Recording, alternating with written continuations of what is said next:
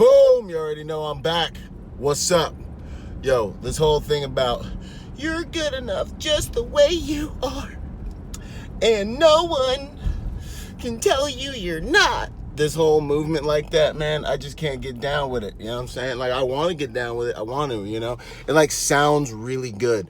Like, it briefs really good. Like, you can tell your kids it, and you can feel good about yourself because you're like, you know, little Johnny, even though you can't read and write and you're fat and you're, like, can't sit down still because you have no discipline, you're good and life's going to be good to you and it's going to be great. No, dude. No. Nah. It's not. Nah, bruh, sis, nah.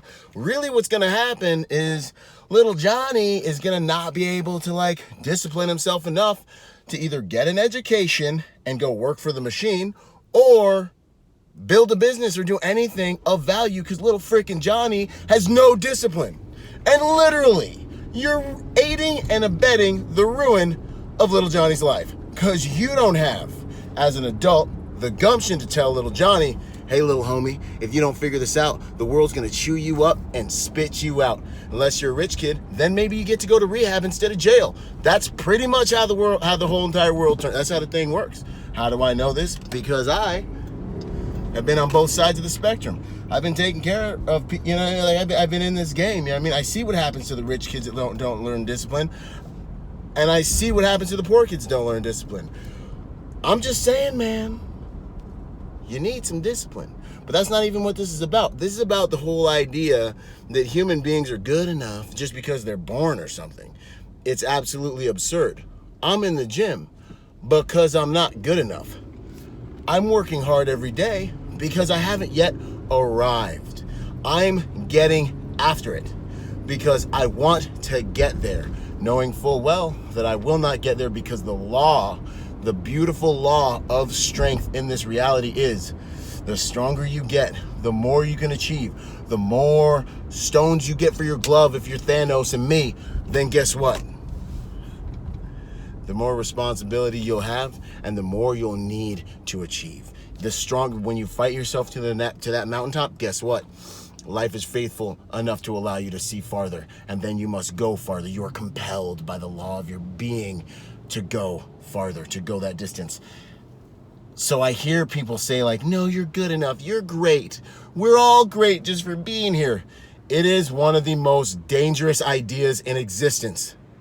If you want to be an efficient, potent, useful human being, you need to understand how and where you're not good enough.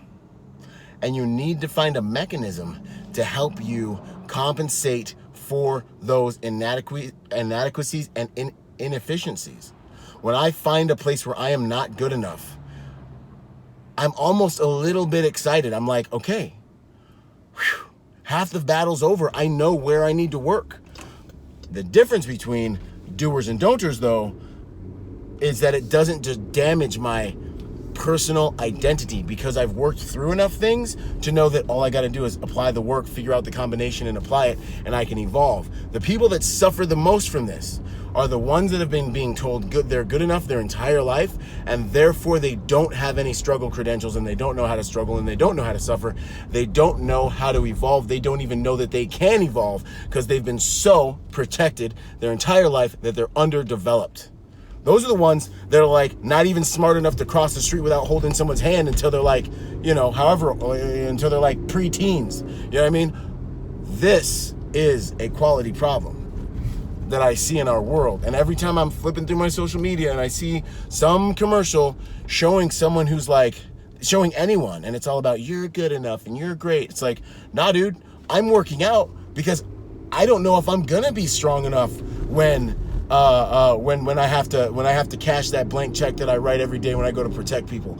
I don't know if I'm gonna be strong enough if someone breaks into my house and tries to harm my family and I have to fight like 4 dudes again. You know what I mean? Like, you know what I mean? Not that someone's broken into my house, but I've definitely been jumped multiple times by 4 dudes. But, like, I don't know if I'm gonna have to, You know, if I'm going to be, you know, like when I was in Iraq, like if I'm going to be good enough with my weapon to defend myself and my brothers, I don't know if the next time I'm overseas in some crazy country doing something, or even if I'm just working in LA and someone comes at my principal or my client because the work I do, if I'm going to be good enough.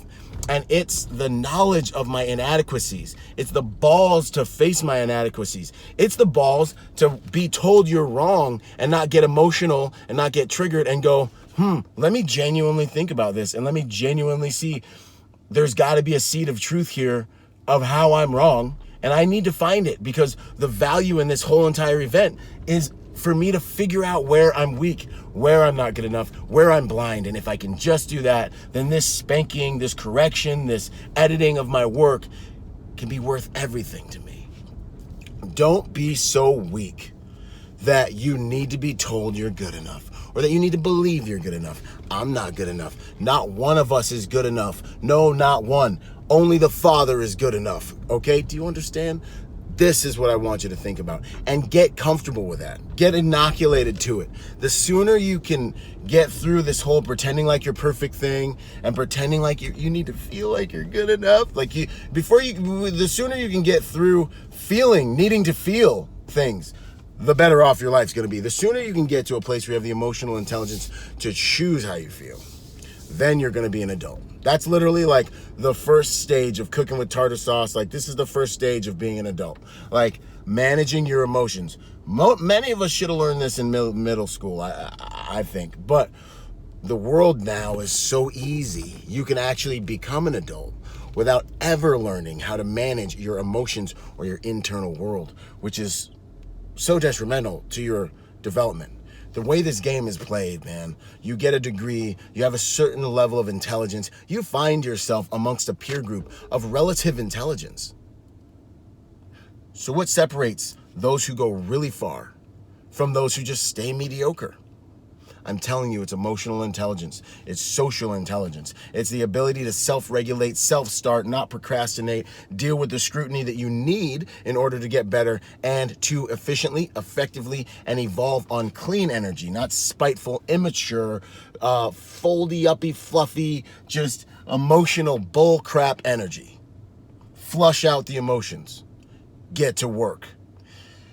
A quote that's becoming one of my all-time favorites is from Alexander the Great. In the end, the only thing that matters is what we've done.